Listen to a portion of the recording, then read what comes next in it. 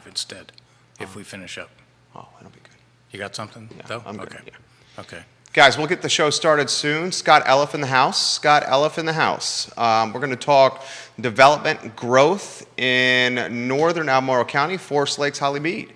If you live in Forest Lakes, if you live in Holly Mead, if you live north of Albemarle County, heck, if you live in Albemarle County or anywhere in Central Virginia, this topic is going to mean a lot to you because this is how local government works. We are watching local government and both sides of the coin and how it can impact a municipality, its housing stock, its tax base, and so much more. Scott, not only active with the Forest Lakes Neighborhood Association, an entrepreneur and businessman himself. So a lot we're going to cover on today's program. Give the show a like and a share anywhere you are watching. I don't care what platform it is, Spotify, YouTube, Snapchat, TikTok, Facebook, Instagram, Twitter, Apple Podcast, iTunes, every single social media platform humanly possible. We are live on. This show, this network reaches more than any outlet in Central Virginia, and it's not close because we put the news and the content in this thing that we call an addiction, smartphones, which are absolutely an addiction. A lot to cover on today's show. If you have questions, comments, anything, and you want to put it in the feed, just drop it, DM me, text me, put it in the comment section, and we'll get rocking and rolling. We will have a good time today on the I Love Cville show with Scott Elliff. Judah Wickhauer is our director. A lot we're going to cover with Scott. Maybe we'll get a little wine and vino in there with Scott, which I think will be exciting. This man knows wine like the Pope knows holy water. I'd say that's true, right? It is holy water, actually. Oh, there we go. Sing. Hold on one second. I got to give you the... Scott got the round of applause right there. It is holy water, said by an owner of a vineyard. I'm excited to have this conversation. We will just look at this topic from, a bunch of different ways, a bunch of different sides. Johnny Ornalis, welcome to the broadcast. Love you, Johnny Ornalis. Love you very much, Johnny Ornalis. Crozet, hello. Welcome to the broadcast. Belmont, hello. Charlottesville, North Downtown, hello. Forest Lakes, hello, and welcome to the show. Judah Wickhauer, I'm excited for today's program. Judah's our director. J-Dubs, I'm ready to rock and roll when you are, sir.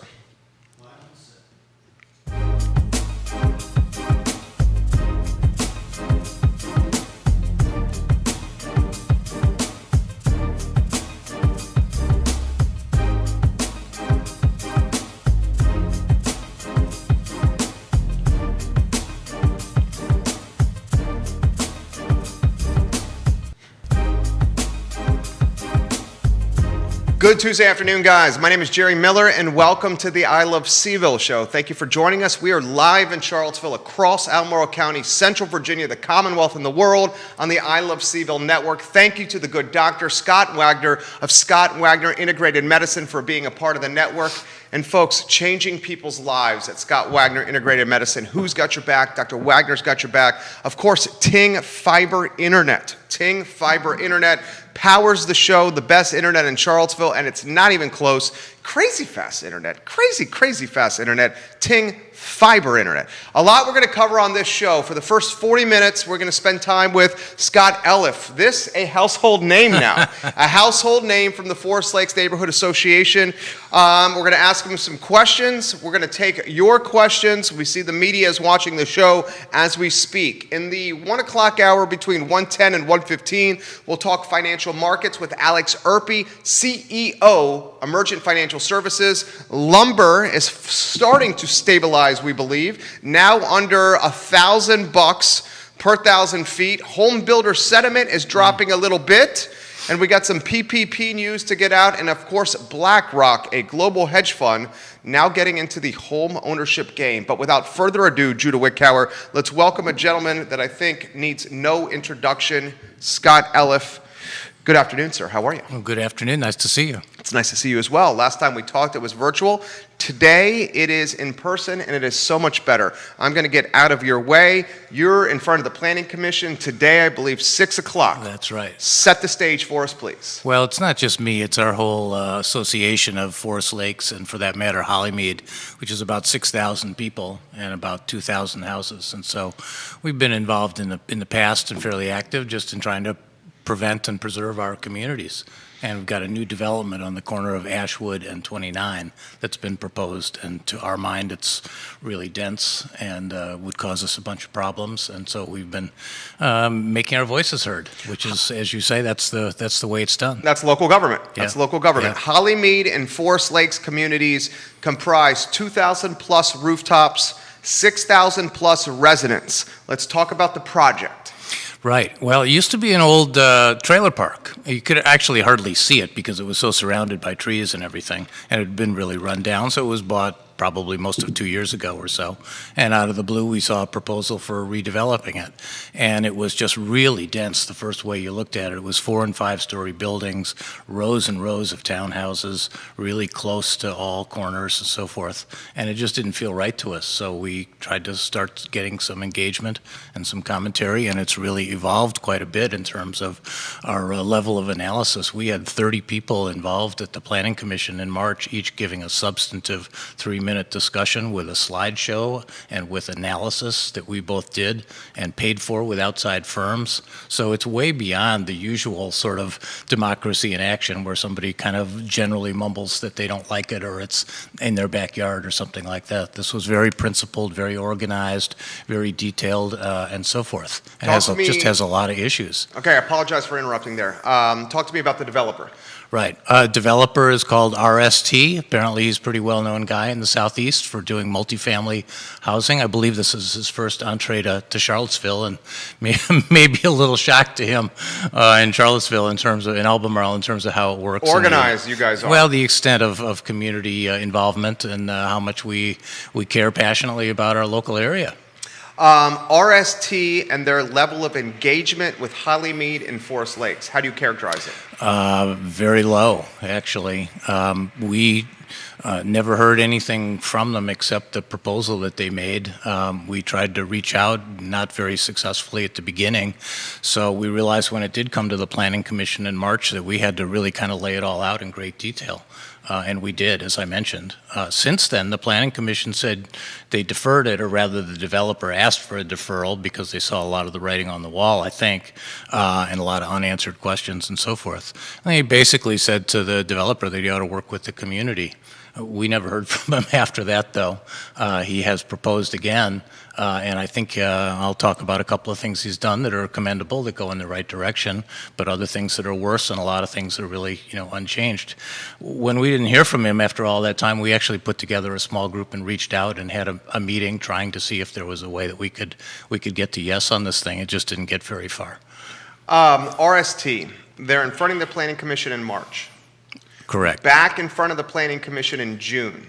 Are you surprised the turnaround was this quickly? I really am, given the range of issues that we presented. Now, can it be done in that time period? I suppose, but the proof is in the pudding, and what you see was something that's changed, modestly in a few areas, but not substantially, and didn't really get at the guts of the issue. Look, we're not opposed to redeveloping this site. But it's got to be done responsibly. It's got to be done at the appropriate scale. It's got to be consistent with the local neighborhoods and not cause problems for the residents that have been there living happily and paying their taxes for the last 20 years. RST and their level of community engagement you've characterized. Can you compare and contrast Brook Hill and its level of community engagement to what RST has done? Brook Hill was much more engaged with us. Now, they're a builder and they want to get their project through and they want to make money and so forth, but we had a fairly open dialogue with them. They made a few changes that we wanted, one or two things that that we didn't get, but that's sort of the way it is normally, I suppose. But it was a lot easier to kind of work with them. The developer of that also did a Willow Grove, which is kind of an infill development in Forest Lakes, and that worked out pretty well. For example, we've always been concerned with developers when they come in and clear cut the land that causes erosion and goes into our lakes. We are Forest Lakes, after all. We own those lakes. And you may remember some years ago, the development of Hollymead Town Center substantially silted in our lakes and caused huge long-run problems for us that I'm not sure we can even ever fix. So we've been very attuned to that along the way. Well, with the Brook Hill developer, they appointed somebody to be the day-to-day person to watch the construction process and the siltation and to make sure that they were always mitigating and so forth. And they had regular meetings with us. You know, I thought it was a fairly healthy relationship, and I think it worked out pretty well. How has RST's plan improved March versus now? Right. In a couple of areas to some extent. One is that they made it less visually intrusive when you first come onto Ashwood Boulevard. So they redesigned it to move some buildings further back, to increase the buffers there and so forth. And also reduced some of the density of the townhouse element of it because it kind of overhangs and overlooks a little subdivision called Ashland, a little bit confusing, that's right next to it on the northern edge, which is very low-slung two-story townhouses, and they were going to put four-story buildings kind of pretty close to the property line, et cetera, and kind of overhang them. So they've made a few adjustments there, increased the tree buffer on that side, still kind of modest, but at least better. So, you know, those are steps in the right direction. Now we're still waiting to see like a computer-generated picture of what it would look like along Ashwood. We generated one when we did our analysis. It wasn't perfect, but gave you the feel for it, and it was incredibly shocking what the thing looked like based on their first round of development, and that got everybody pretty energized. But I think to confirm that it really will look okay, they've committed to doing an updated photo like that. We just haven't seen it yet, so I hope they'll follow through. How's it worse? Well, it's worse because they reduced some of the density on that part and just tacked it onto the apartment buildings that they have on the other part. Three-story buildings became four-story buildings. And they still don't want to have, you know, set step backs, they call it, which makes it a little bit more visually less intrusive, basically, from the road or from the other side of the property or so forth. So we pointed out that there was an awful lot of units, and all those units would cause traffic on Ashwood, and we'll get to that as a complete separate issue. That's my next question. Yeah, but if you take some of them away from the townhouses and just add them on by stacking up more units on the apartment side, and everything in that development is still going to flow onto Ashwood, then you haven't done anything. You've rearranged a few deck chairs and so forth. Now, I get it. The builder wants to make money, and money depends largely on the number of units. But if the point was density and size, and you keep the density the same and increase the size and continue to have the same level of units, basically 10% less, and still have the same traffic, then you haven't addressed the core problem. 332 units. That's it. RST. Yes. Their projection is a little less than 2 cars a unit. Yeah. 600 cars projection. That would be RSTs. I don't know if that's theirs. That's a probably pretty good rule of thumb. Back of the napkin estimate. Yeah, back of the napkin. An additional 600 vehicles in 29 North Hollymead Forest Lakes, the impact, Scott. Well, don't forget that part of Brook Hill units are going to come north to Ashwood to access the stoplight to go south to Ashwood, to 29 South. And I think this is something that a lot of people don't sort of conceptualize, that, you know, you think about your own traffic pattern. Sometimes, if you're trying to go south, sometimes you'll go a block north if you can get on a high-speed road sooner than going 5 or 6 blocks through kind of local traffic and trash trucks and people pulling out with their SUVs and delivery trucks and all that. You want to get on the high-speed highway, I-29, as fast as you can. So there's some element of that Brook Hill development, the northern tier, that's going to come north on the connector road that they're going to put in that connects to Ashwood to use that stoplight to go south on 29. Well, you got to factor that in too. That's a couple hundred more houses, probably. A little hard to estimate, but we tried. So multiply that times 2, and you got another 400 cars there. So put it together, you know, you got another 1,000 cars. Not that they all go to work during rush hour, but some fraction of them do. I guess there's some percentage that you can calculate and so forth. You put that on top of the traffic that's already there, a 60 to 80% increase on a traffic that's a 25-second light trying to get onto 29 in the morning. Is that what concerns you the most, the traffic? I Or think so. what concerns you, the schools, the stormwater management? What concerns you the most? Well, I think, it's like the straw that broke the camel's back. If you had one or two of these things, you could deal with them, but you got like a dozen different issues that we identified. Prioritize them in Some order of them are for bigger you. than others, and not a perfect prioritization, but traffic is way up there. The aesthetics against Ashwood is, because you see that every day. The overhang against Ashland townhouses is up there, and those two things I think they fixed. But the traffic and the density and simply the scope of the thing. It's 4- and 5-story buildings. Now, I came down from there today, and you think, well, Brook Hill is pretty big. That's 3-story buildings in the front, tapered to 4-story buildings in the back. They got a whole cluster now of 4-story and 5-story buildings, 65 feet tall. The control tower, airplane control tower at Charlottesville Airport is only about 30, 35 feet high. You think a small town, maybe that would be a benchmark for how tall the buildings would be. Well, it's 50 to 100% higher than that.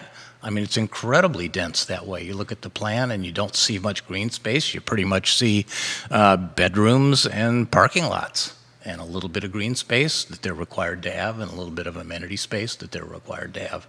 But other than that, it's just buildings and parking lots. As you know, I'm running for Board of Supervisors, and I'm trying to get engaged in the Scottsville District.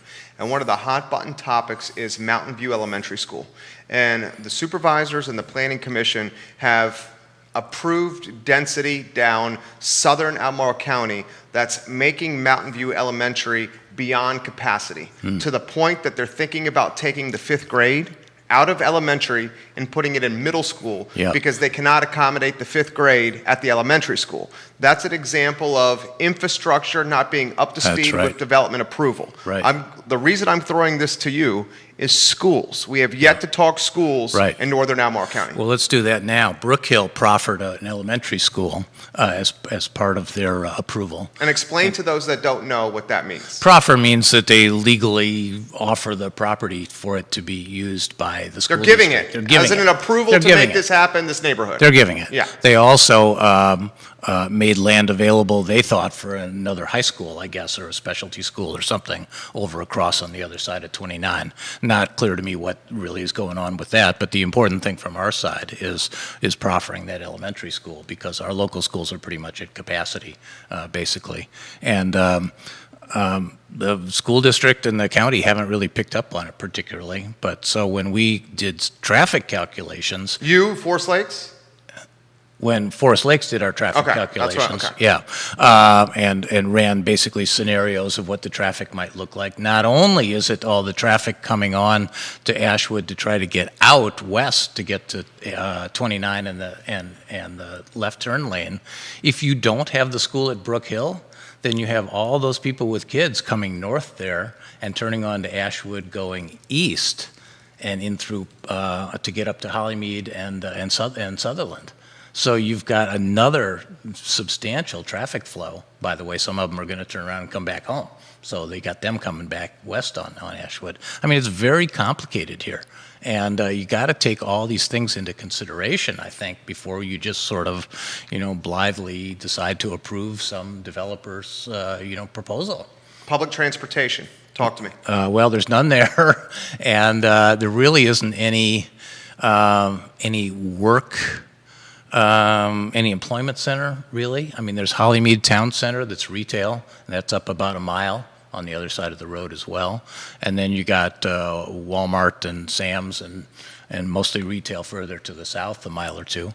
Yes, there's a sidewalk, but that's used mostly by people that, kind of super fit people that decide to ride their bike all the way That's to downtown you. Charlottesville. That's It is not you. me, not me. Maybe next year when I come back, I'll be part of that, but not there yet. But, it's not that you could walk to work any place. You got to have a car. This is a place that is going to have cars, and people get up in the morning or whatever time they do, and they're going to run down 29 to work at the hospital or to UVA or right down here on the downtown mall or something like that. How much money has the Forest Lakes Neighborhood Association, Hollymead, and your lobbying group in totality? Because what you are is a lobbyist here. And this is a lobbying group. And you are the face of the franchise of the lobbying group. The Derek Jeter of the New York Yankees is Scott Eliff for this lobbying group. That's safe to say. That's fact. Well, How much let money? me stop you there. I have no intention to be that. That was not the objective here. I'm But simply. the reason you are is because you're good with your words, you're willing to put the time and the commitment in, and you're outspoken, and you don't mind giving your opinion. That's all safe to say. I'm simply somebody that was willing to step up Okay. and it could do some analysis and look at things with a fresh eye. How much money in totality has this lobbying group allocated to this Well, effort? let's not call it a lobbying group. This is just That's what our, this is. this is our local, this is a bunch of homeowners. These are homeowners who are affected by a potential development. How much money in totality? Well, we contracted for our own scenarios of traffic studies, and we contracted for some sketches of some alternative designs and some analysis of the issues of those designs, and the computer-generated photos to make it real for people and so forth. I don't know, $10,000 or $20,000 or so, which, by the way, is $10,000 or $20,000 more than anybody else spends on doing this kind of stuff. So It you shows that we guys care. are, including March's effort and this effort now, you're 20K in. Yeah, I think you're that's 20K pot committed. That's probably about right, but that's kind of irrelevant to the discussion. I think what's more important to look at is we had 500 people sign the petition originally. We had 30 people with substantive 3-minute discussions with associated slides. At You the went last- 3 times in March. Well, somebody didn't show up, so I said his piece. I know I've got everybody all bent out of shape about that, but the idea is to try to convey the information efficiently, isn't it? And that was actually, it was a lot of information, but it was actually conveyed very efficiently. Probably kind of broke the system because nobody does that level of detail and specificity and so forth. I think So that's safe to say. I think there should be some, level of respect for it, but also respect for the poor commissioners and public officials in general that have Their to time. sit there and listen to Right. it forever. So, Sure. It's like Groundhog's Day for them. So this time we have a half a dozen people that are going to speak, a small group that we got together, and we're just going to focus on the changes, what was good, what was bad, and what still isn't addressed, and what we think ought to happen. Okay, so you guys are 20K in.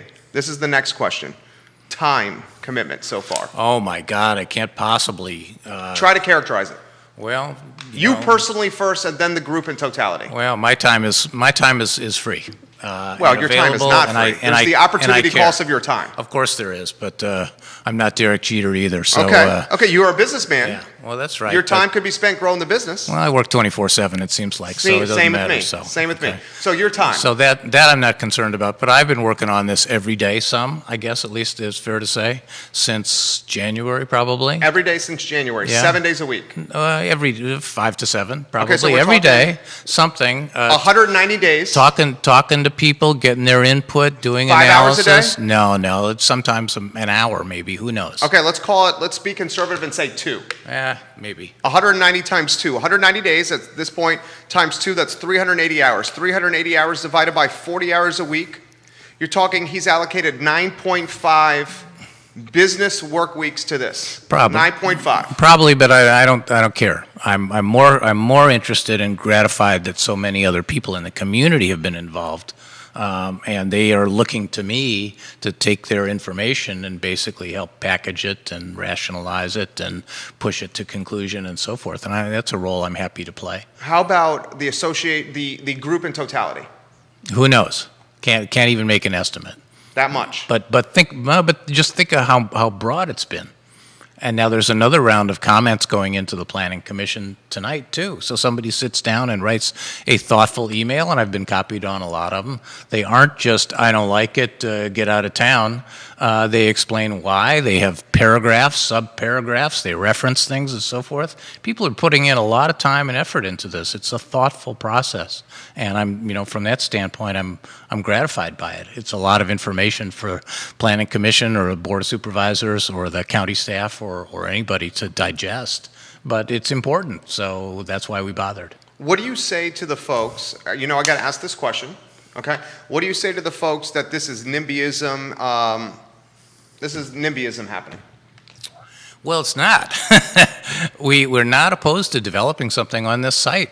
Some of us were involved to a degree in the Places 29 plan. It's the county's strategy is to focus development in relatively few areas, and so 29 North is clearly one of them, and it's going to get developed or redeveloped, and that's fine. But don't go so over the top that it's negative for everybody, causes problems, out of scale, and sets a bad precedent. I mean, with the exception of Brook Hill, which is a little bit of a special case, this is, in essence, the first parcel on 29 North like this that's being developed. There are a lot of small sort of pocket parcels that a couple of them are for sale right now that somebody's going to want to develop. And that's fine, but let's do it right. Let's be proud of what we have at the end of this thing. So for the sake of a talk show, for the sake of having both sides covered, okay, and I'm doing this in obviously a fair way here. We have a housing supply issue. Yep. We're both in agreement there, right? Uh-huh. This housing supply issue has manifested itself over decades. Yep. But it's now really crescendoing today. And it's crescendoing today because of the ramifications of COVID. We have people that may have been touched by Charlottesville and Central Virginia at their time at the University of Virginia. We have people that are fleeing from densely populated areas, coming to Central Virginia because of all the beautiful amenities we have. Fantastic vineyards. There you fantastic go. wineries. Perfect, exactly. Fantastic breweries. People want to come to Charlottesville. We understand that. They're working from ISPs, big city firms, working from ISPs here, maintaining big city salaries, and gobbling up the housing stock that was already limited. And they're essentially gentrifying exponentially this area, and they're pushing out the locals. I've been here 21 years. You've probably been here longer. 15. 15, okay. I've been here 21. They're pushing out people that were born and raised here or have been here 15 years, 21 years, et cetera, et cetera, et cetera. So the comment I'm coming with this is, if the housing supply stock is so limited, does it not make sense to increase that stock to alleviate the real estate tax burden on current homeowners? Extra stock means spreading out the tax burden. Well, I'm not sure how deep I want to go into this, but I don't even see it necessarily as a tax burden issue. I see it more that maybe this is too simplistic, but what everybody says is they'd like their teachers and their firefighters to live in the area. Yeah. Now that's a somewhat narrower category. I think they tend to call that workforce housing. You've been talking about what I think people call affordable housing, which is just to make sure that we have adequate diversity in our community and so forth. And not to mention people that do, service jobs, which we, interestingly, in the pandemic, we had an increasing respect for all those people that did service jobs, that normally don't get much. Yeah, we needed them. Don't much respect. Right. Yeah, guess what? Turns out that important. That's what makes things go on an everyday basis. So look, nobody's opposed to that either. I don't think there's much consensus as to what it ought to look like and whether it ought to be heavily, densely in one particular site, which this one is. Thing you haven't mentioned or I haven't mentioned is the developer added to his proposal kind of right before seeking review that a large share of the community would be designated affordable housing. And he's tweaked that a little bit, but that's still pretty much the case. Walk me through that. I think it's 75% of the apartments would be designated for affordable housing with certain parameters in terms of AMIs. I'm not following all of that exactly, but so the concept being, of course, that those were ones that they would be rentals and ones that people could rent at some reasonable rate, and that's fine.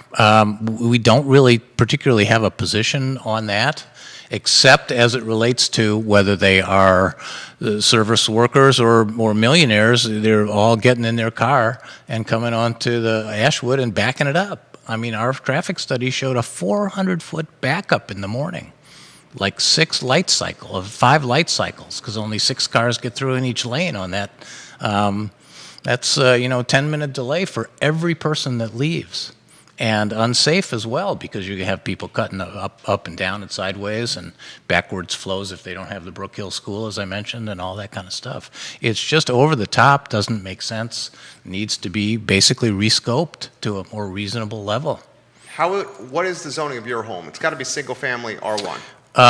Yeah. It's 4 slates. Well, I think it's called a planned urban development, so I think it can have more units per acre. I'm sure that it does. But the zoning in, what they're asking for is to upzone from R1, which is what that trailer park is actually, up to a designation that is urban something, but it's 6 to 34 units per acre. What does upzoning mean to you? It means putting more units on something that was otherwise, didn't have much. But here's the thing. If you calculate their plan, I think they quote it as being 17 or 18 units per acre. And it's 4- and 5-story buildings. Well, where in the heck did 34 units per acre come from? If you did 34 units per acre, you'd have 6, 8, 10-story buildings, multiple level parking lots.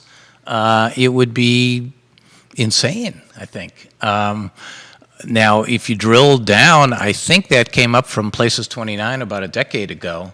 Tell them what Places 29 is. That's a kind of a sub-plan for the area, for the development area of 29 North, basically, as part of the overall comprehensive plan or master plan or whatever that's supposed to guide development. And so they pick all these different parcels and say this one can have this density, this one can have that density. Some of them can be commercial, some would be residential, some would be apartments, that type of thing. A lot of comments coming in. I will get to these comments here in a matter of moments. I'm a talk show host in this setting, and it's my job to facilitate discussion and to discuss every angle and every side.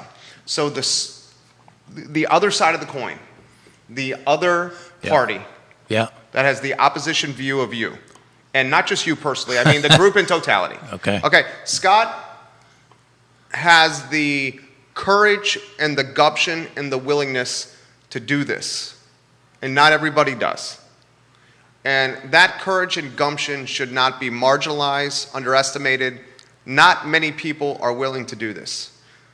You often catch heat, and I know firsthand, dude, doing what I do. I'm sure you do. Tremendous heat when you give your opinion on a daily basis about things that are ballsy. Yeah. Okay, you know firsthand. You've caught some heat. Sure. Have you caught heat? There's a little distinction, though. I don't mean to mischaracterize it, but sometimes you want to be a little controversial because people watch you as a result. I'm not trying to be controversial. I'm trying to just represent the facts of the situation as it relates to everyday homeowners that are in the adjoining neighborhoods and what impacts this would have on us and on quality of life. Fair. Okay, my response to this is the other side of the coin is saying you have what they call a lobbying group.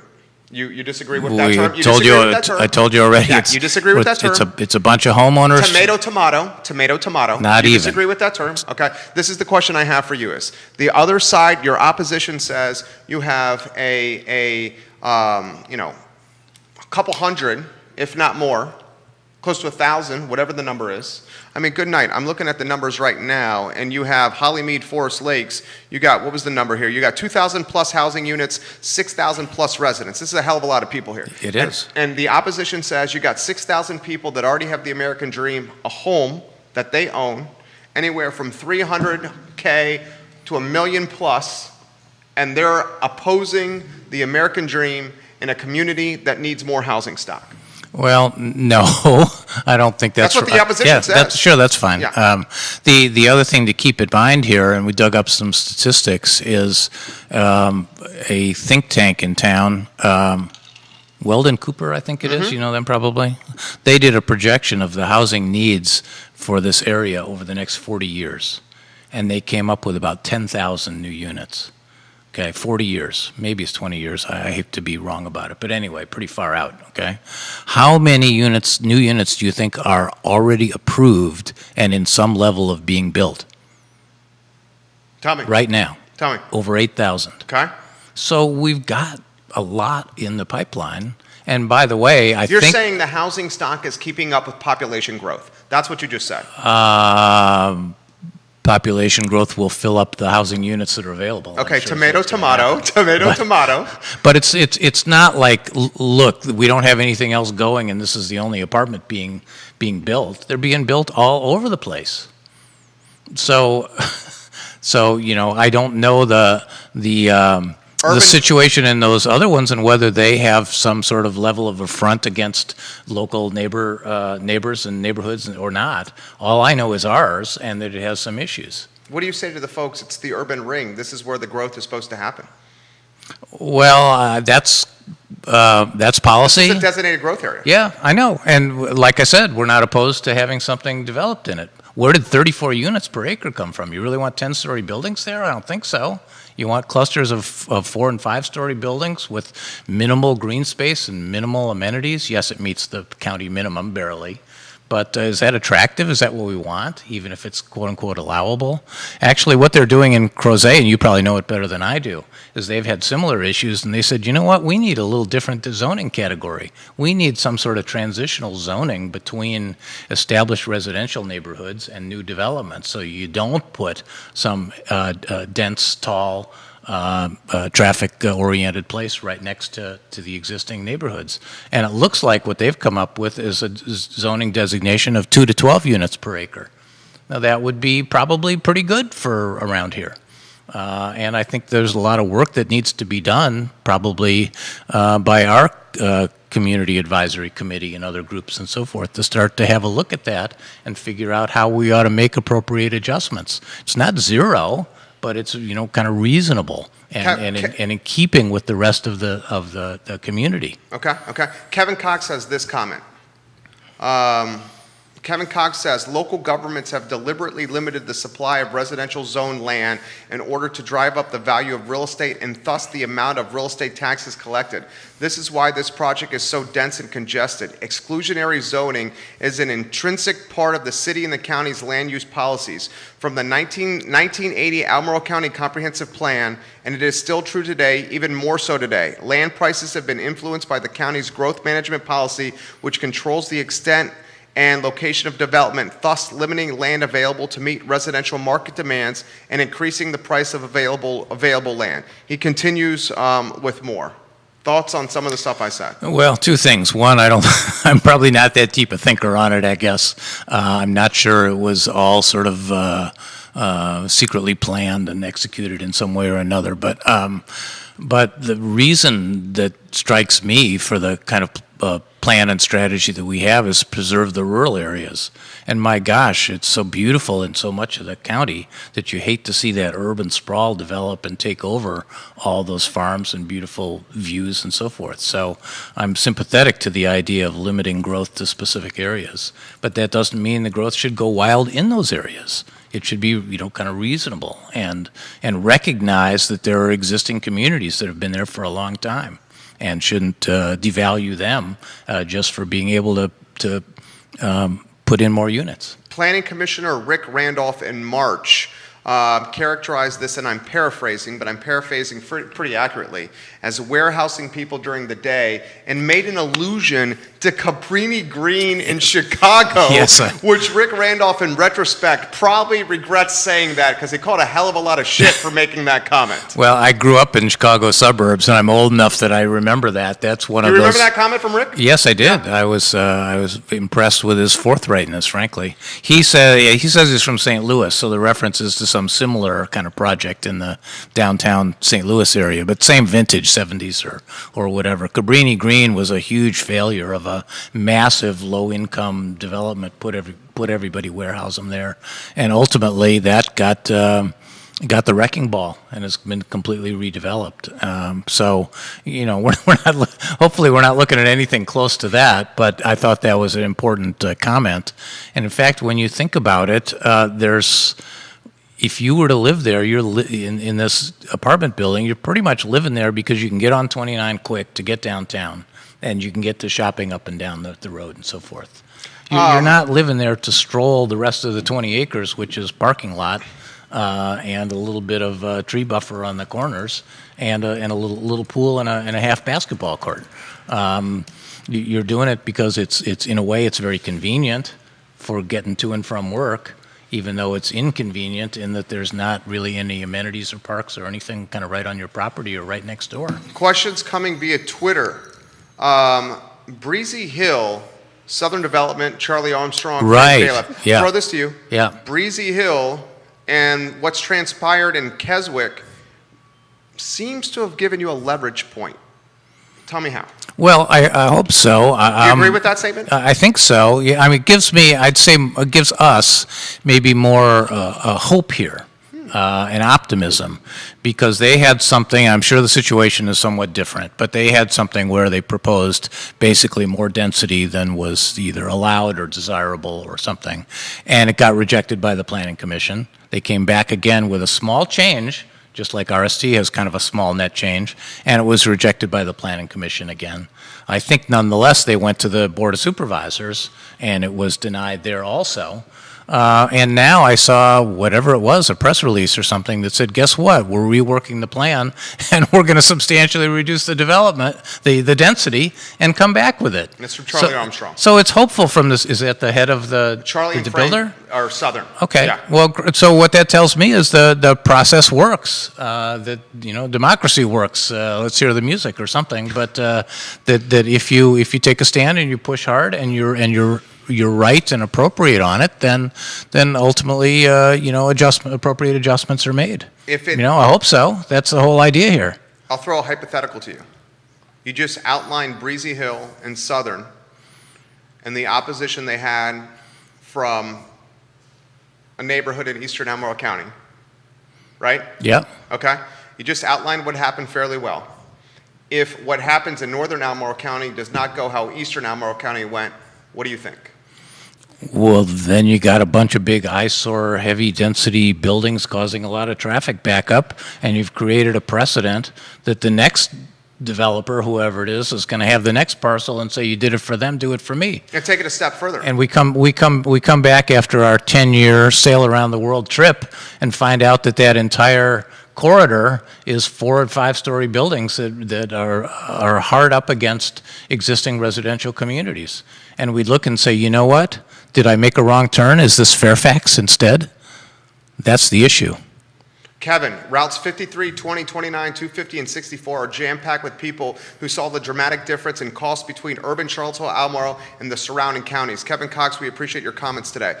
If it is denied by the Planning Commission on eastern Albemarle County and manages to get approved in northern Albemarle County, that is a reflection of what? I don't know. It's a hypothetical. I mean, all we're doing is making We're our spitballing. Point heard, and but hopefully these are that'll be. That could happen. Well, we'll wait and see what happens. Is what we're going to do. Okay. Yeah. Okay. I'm going to throw this to you here. I'm actually choosing my words carefully. It's rare that I do that. We've got Holly Meads Citizens Association, the Forest Lakes Community Association. You guys have outlined infrastructure, schools, quality of life. You've made a comparison to Breezy Hill. You've talked affordable housing. You've indicated you're not opposed to affordable housing. You have identified the effects on stormwater management. We've covered schools extremely well. What are we missing?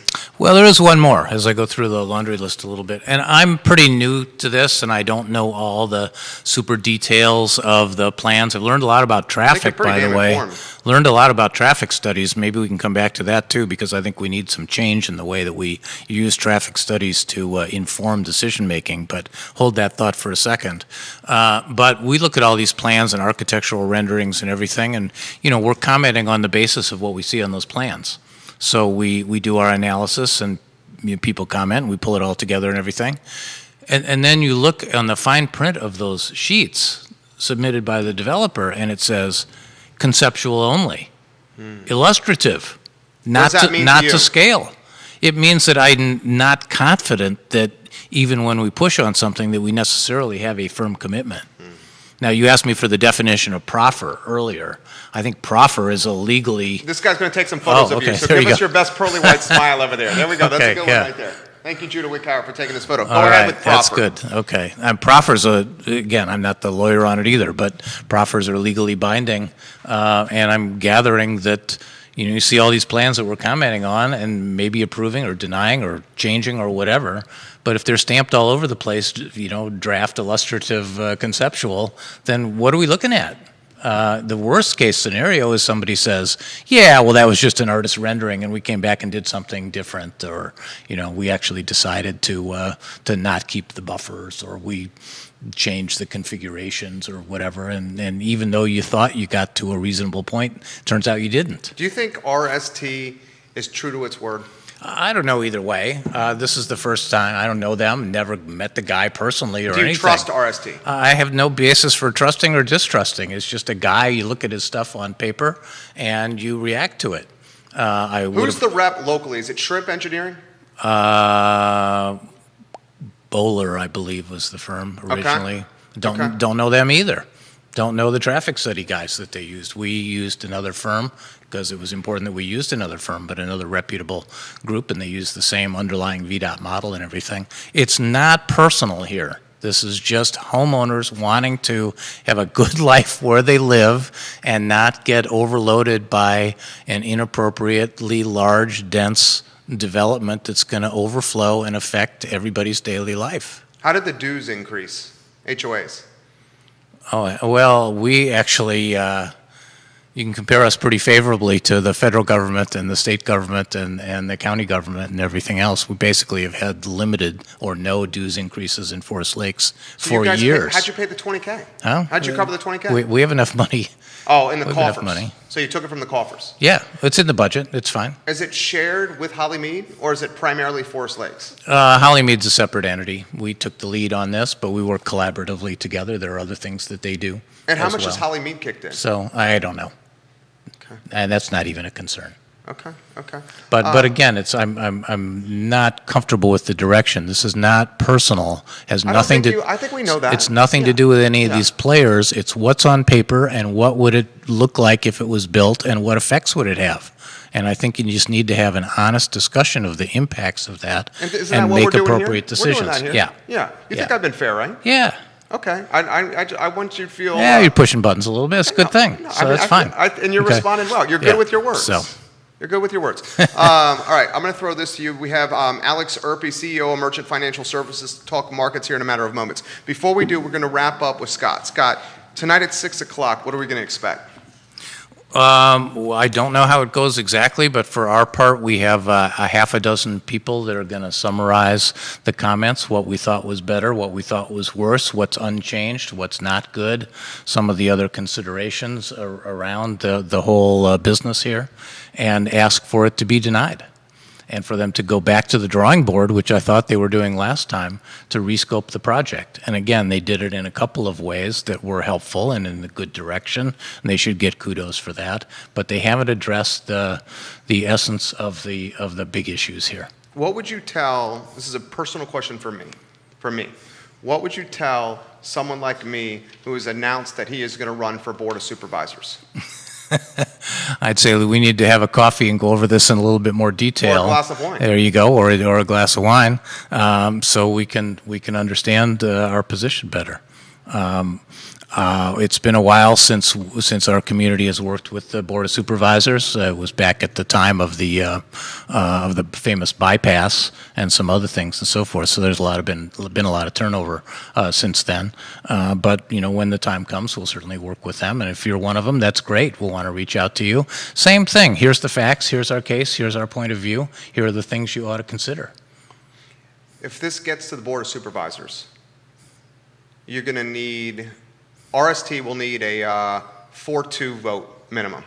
3-3 is no. 4-2 is yes. Okay. A tie means it doesn't Yeah. get approved. Okay. Okay? Which is what happened with Breezy Hill, I Right. believe. Yeah. That's Okay. exactly what Yeah. happened with Breezy Hill. Yeah. That's what I'm getting at. So from a 4-2 standpoint, I would think in your strategy, you've identified the 4 potentially that would say yes to this. To tell you the truth, we haven't even gotten that far. We would certainly. You can tell that I try to think about these things You think thoughtfully about it like a and, businessman. and Yeah. strategically. Yeah, I but can tell. right now we're in front of the Planning Commission, so we're making our case to the Planning Commission. So you're basically saying, let's not put the cart before the No, horse. let's stop it. Let's stop it there and get them to go back and rework it and make it right. We would love to be in a position with a refined plan to say, yes, we would agree to this, and that would be fine, and you've addressed our concerns. I think the only way that can happen is if you significantly reduce the number of units or redesign it in some kind of creative way. But if you did that, we would welcome a redevelopment of that site. If it has affordable housing or doesn't have affordable housing, whatever the level, that's fine too. The point is, it's got to be reasonable, appropriate, matched to the community, and not have externalities, outside problems that it results in, like traffic and like schools and like stormwater management and like all these things. Give us comfort, make it right. You get the final word. Anywhere you want to go. Appreciate having the opportunity here. Anytime you want. We're just a little local community association and homeowners trying to continue to enjoy the nice setup that all of us have here in Albemarle and not turn it into Fairfax. Do you feel like it was a fair interview? Good. I appreciate you having me. Though? Yeah.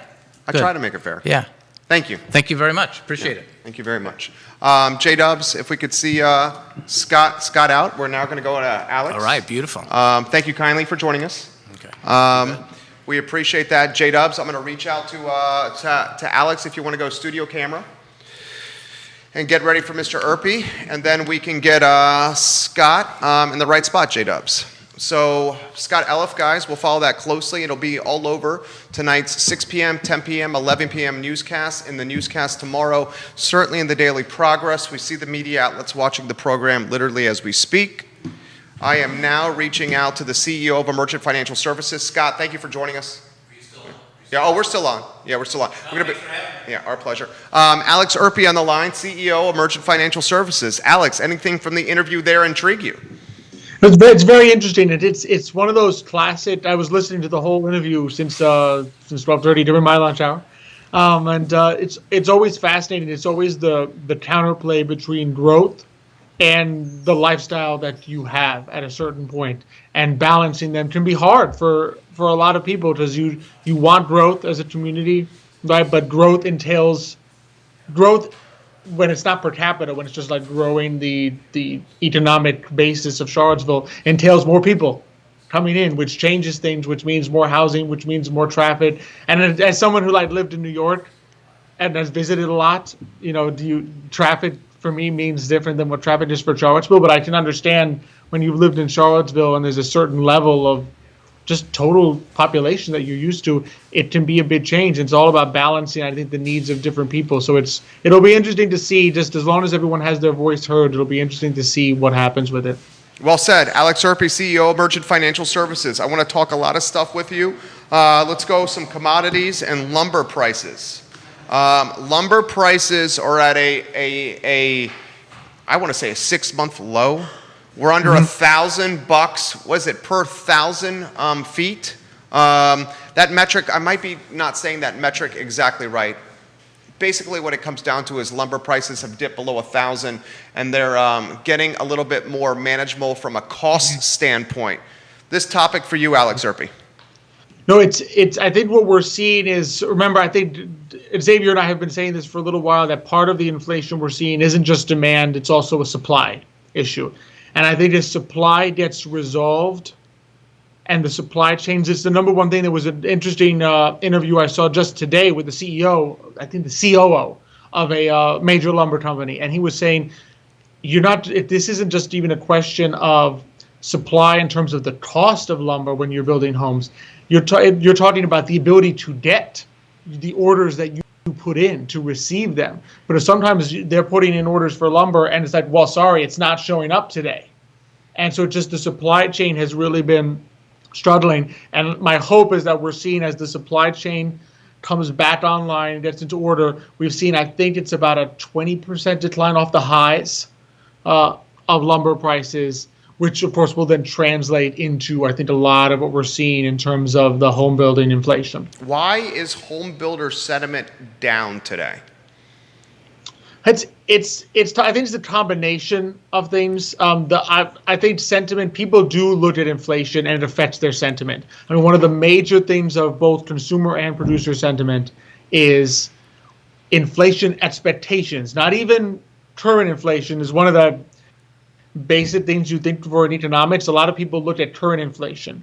But in reality, what drives decision making is inflation expectations. What do I think it's going to be tomorrow?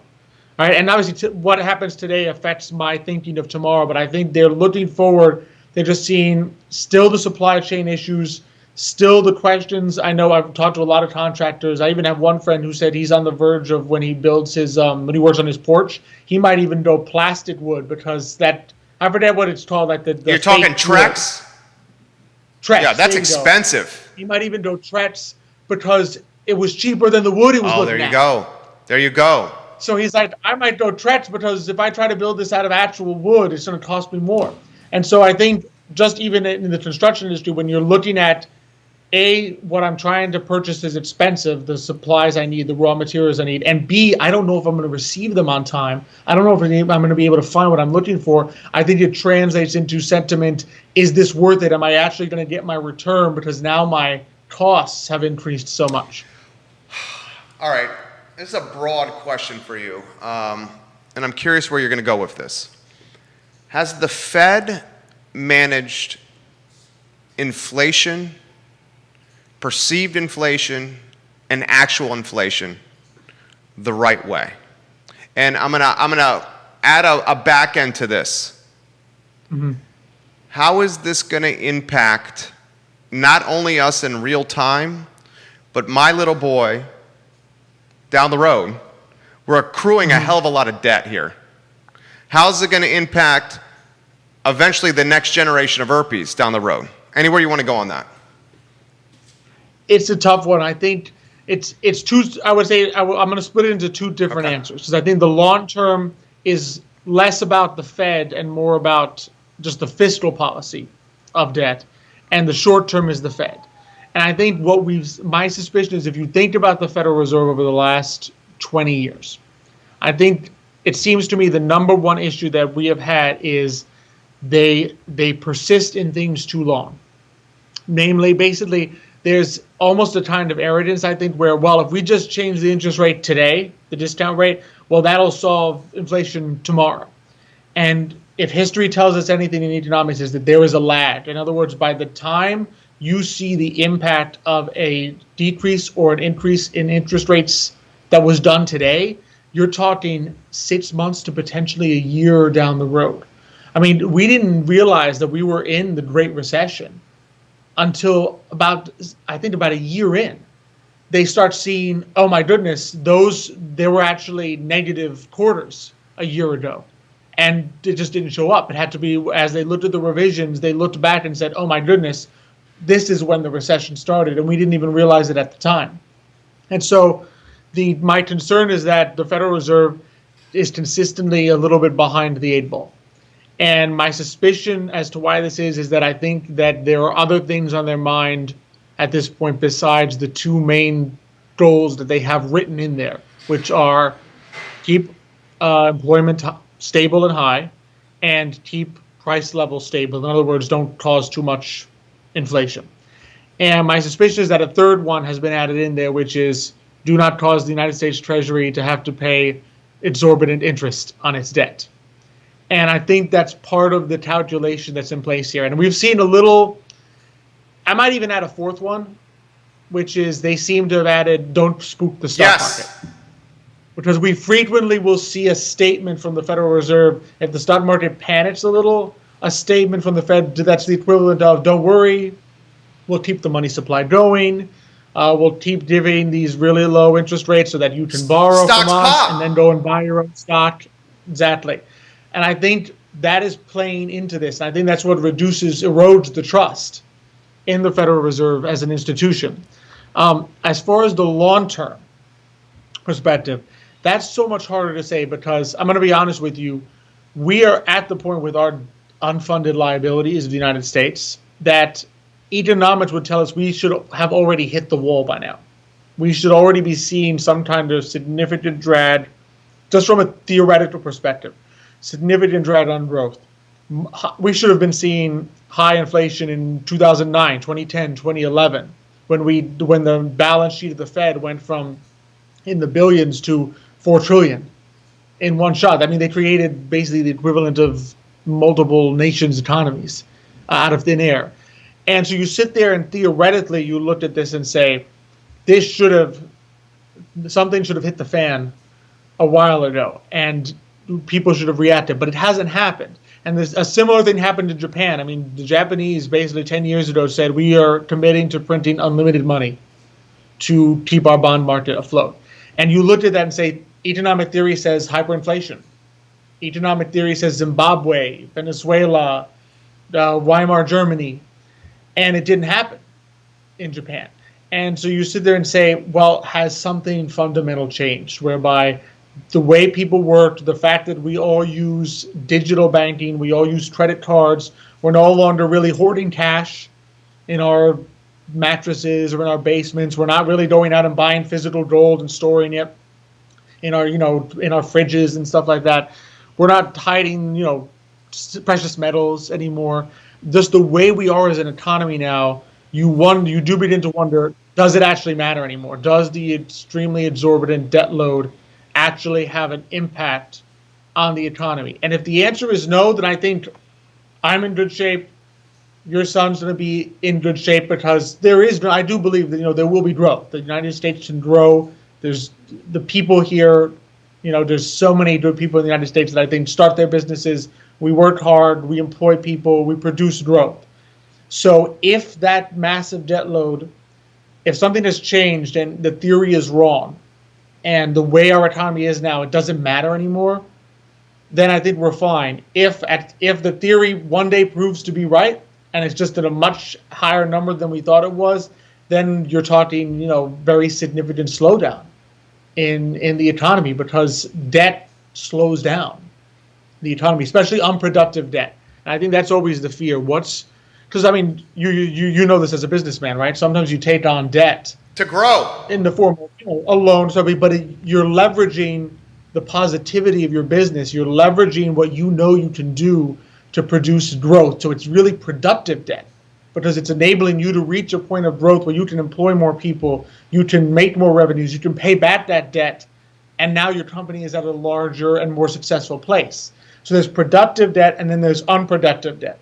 And the question is, how much of the latter are we looking at here, where we're just saying, well, I want growth at any price, even if it's all debt fueled and there's no underlying business to it, and that's what can become dangerous debt. This hombre is brilliant. Alex Erpy, CEO of Emergent Financial Services. How do you characterize today's economy? Today, so it strikes me as an economy that is moving in the right direction. I think it's in recovery. You say fragile? It is.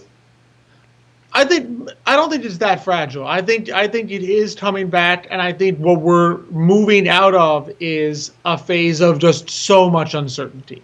That's what I think this is. Supply shocks of the time we're seeing, that speaks to me of uncertainty. Uncertainty, maybe some bad incentives, and we are keeping some of the incentives to stay home too long.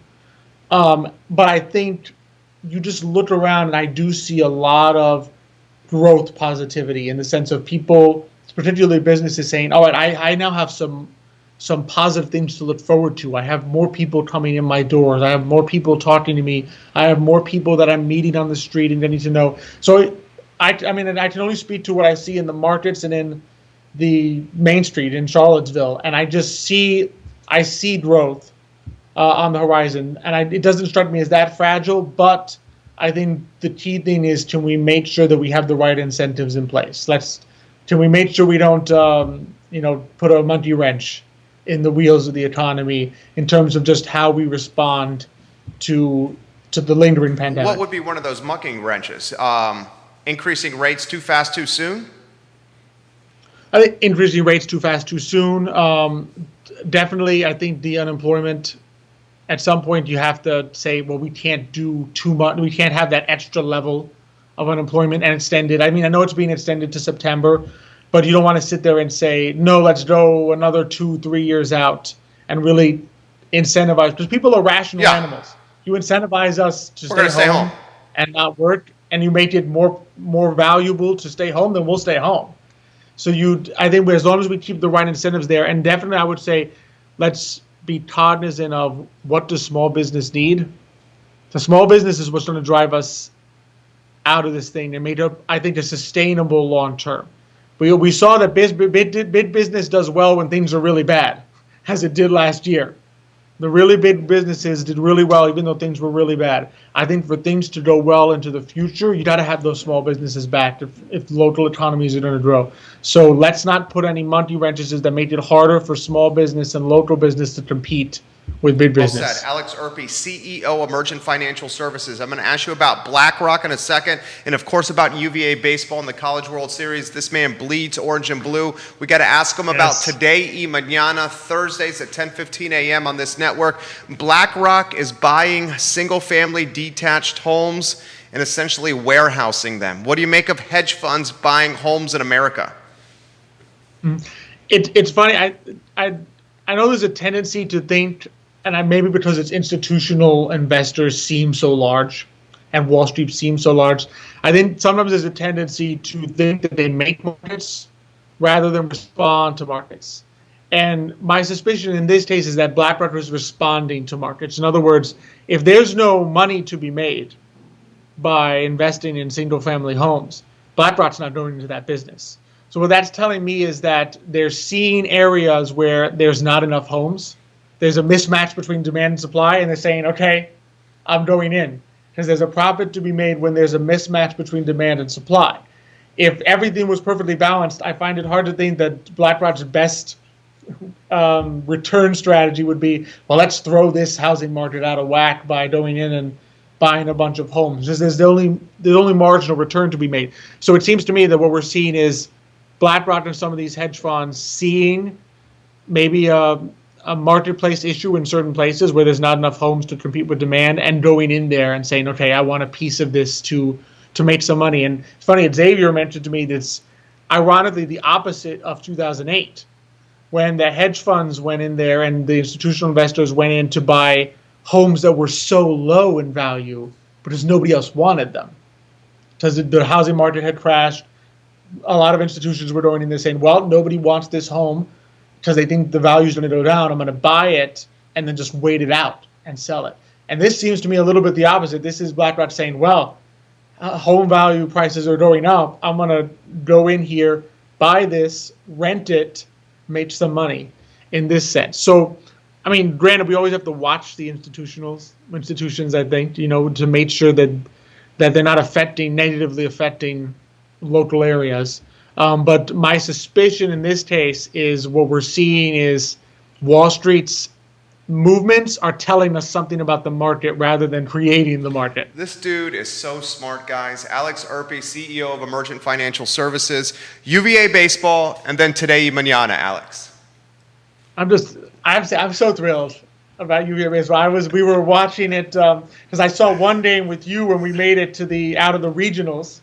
I was on with you last week, and then I think it was just yesterday, watching flipping the phone, checking the store, and seeing, oh my goodness, the grand slam by Kyle Teel, and that grand slam came out of nowhere. I was like, oh my goodness, and I love the video of just the hustle of that kid. He swings so hard on that pitch, his helmet almost comes off to that grand slam. Just really nice to see them really play hard, win all these elimination games. I'm hoping they have the magic to go all the way, but it's really fun to see. I'm a big fan of all sports. Me too, dude. Me too. I think this may be Brian O'Connor's best coaching job since he's arrived in Charlottesville at the University of Virginia. And yes, I'm aware he has won a national championship. This team was left out to dry. They were 4-11 in ACC play, and now in the College World Series. Today y Mañana, Thursday at 10:15 a.m. Alex Erpy, give us the nitty-gritty. It's going to be a blast. So we're going to have on, thanks, you helped make the connection, Katie Travieso Pearl. She is a real estate She's agent Cubana. of Cuban descent. She is Cubana. So my dad and I are going to talk real estate, Cuban heritage, what it means, how the immigrant family background. She has some great stories, I can tell you. I chatted with her on the phone just yesterday in prep for the show. She has some great stories about just how the immigrant story of coming to the United States, even if it's your past, because I was born in the U.S., but my father's from Cuba. She was born here as well, but her father's from Cuba. Just like me. How that immigrants, like you.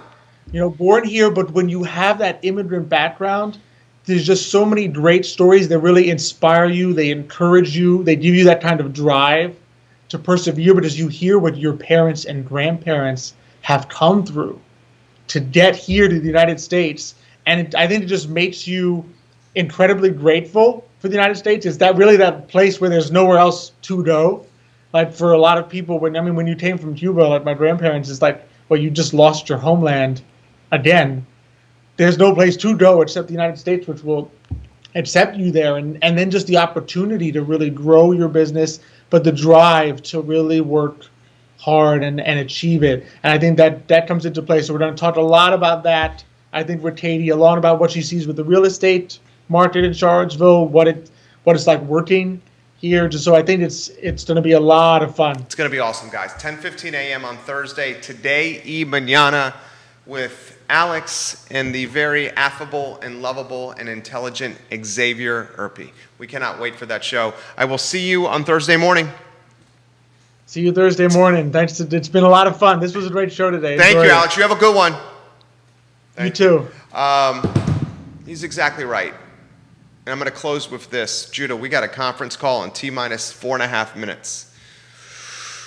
My mom, born in Cuba, her parents, Mima and Papi, come from Cuba to Miami, Florida, where they leave an upper middle class lifestyle.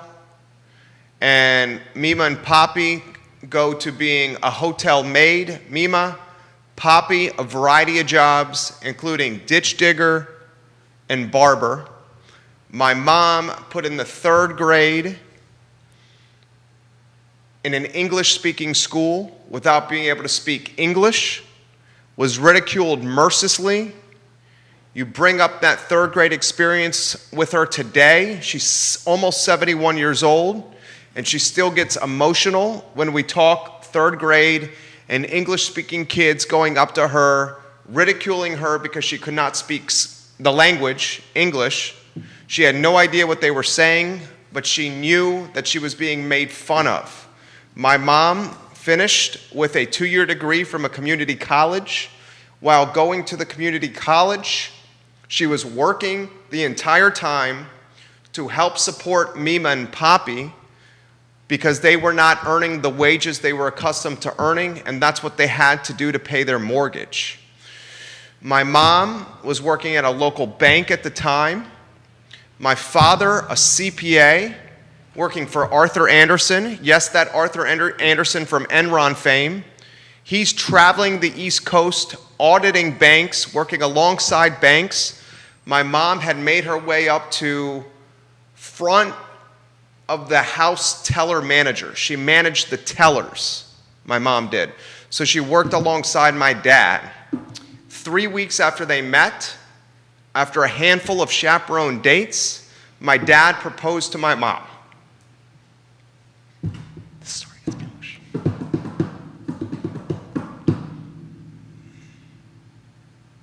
The story gets me emotional.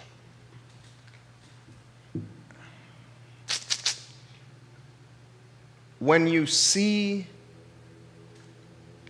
the sacrifice that your mom and your grandparents make, it sticks with you.